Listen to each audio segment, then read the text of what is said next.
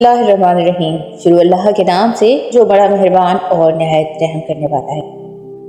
اس video میں ہم آب زمزم کی مختصر تاریخ بیان کریں گے۔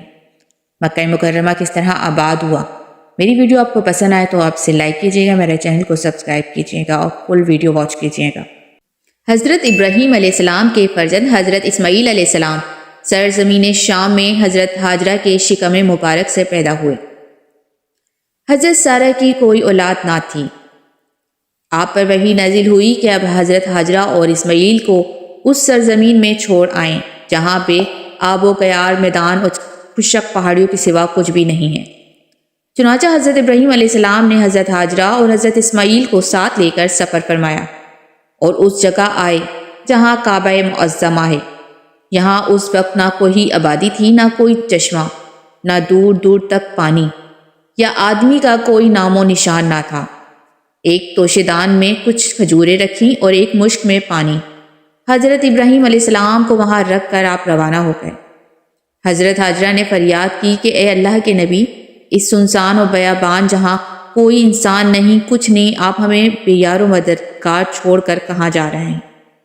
کئی بار حضرت ہاجرہ نے آپ کو پکارا مگر آپ نے کوئی جواب نہ دیا۔ آخر میں حضرت ہاجرہ نے سوال کیا، آپ اتنا ہی فرما دیجئے کہ آپ نے اپنی مرضی سے ہمیں یہاں لا کر چھوڑا ہے یا خداوند قدوس کے حکم سے؟ آپ نے ایسا ہی کیا۔ تو آپ نے فرمایا کہ اے ہاجرہ، میں نے جو کچھ کیا ہے وہ اللہ تعالیٰ کے حکم سے کیا ہے۔ یہ سن کر حضرت ہاجرہ نے کہا، اب آپ جائیں، مجھے یقین کامل اور پورا اطمینان ہے کہ خداوند کریم مجھ کو اور میرے بچے کو ضائع نہیں فرمائیں گے۔ آپ اس صدمے سے چور چور تھے اور مجبوری تھی آنکھوں میں آنسو اور دل میں آہ لے کر واپس پھرے، اور پھر جب ان کی نظروں سے غائب ہوئے تو ایک جگہ ٹھہر کر آپ نے پروردگار سے التجا کی۔ چنانچہ ارشاد ہے ترجمہ، اے ہمارے رب، میں نے اپنی اولاد کو ایک بغیر کھیتی کی وادی میں آپ کے محترم گھر کے پاس بسایا ہے۔ اے ہمارے رب، تاکہ وہ نماز قائم کریں، بس آپ لوگوں کے دلوں میں ان کی طرف مائل کر دیجئے اور ان کو پھلوں کی روزی عطا فرمائیے تاکہ وہ شکر کریں۔ اس کے بعد حضرت ابراہیم علیہ السلام نے دعا مانگی اور وہاں سے ملک شام چلے آئے۔ چند دنوں میں کھجورے اور پانی ختم ہو جانے پر حضرت ہاجرہ پر بھوک پیاس کا غلبہ ہوا اور ان کے سینے میں دودھ خشک ہو گیا اور بچہ بھوک پیاس سے تڑپنے لگا۔ حضرت ہاجرہ نے پانی کی تلاش میں جستجو میں 7 چکر صفا اور مروہ دونوں پہاڑیوں کو لگایا، مگر پانی کا کوئی سراغ دور دور تک نہیں ملا، یہاں تک کہ حضرت اسماعیل علیہ السلام پیاس کی شدت سے ایڑیاں پٹک پٹک کر رو رہے تھے۔ حضرت جبرائیل علیہ السلام نے آپ کی ایڑیوں کے پاس زمین پر اپنا پر مار کر ایک چشمہ جاری کر دیا، اور اس پانی میں دودھ کی کسی خاصیت تھی کہ یہ غذا اور پانی دونوں کا کام کرتا تھا۔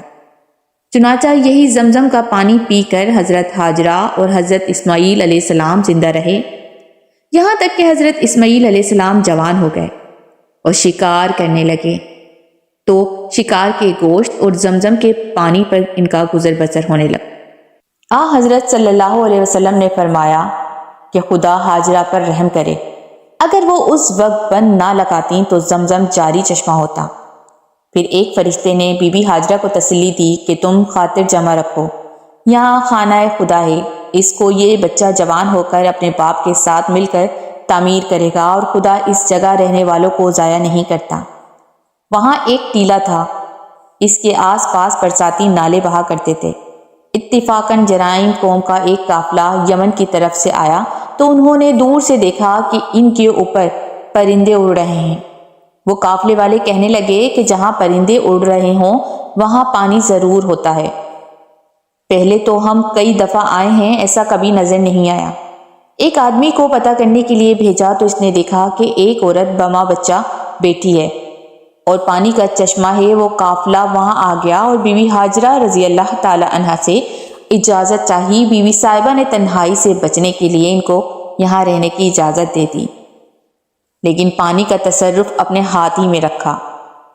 وہ لوگ وہاں آ کر آباد ہو گئے اور ایک چھوٹا سا گاؤں بن گیا۔ کچھ اور لوگ بھی وہاں آ کر بسنے لگے۔ حضرت اسماعیل علیہ السلام نے ان لوگوں سے عربی زبان سیکھی۔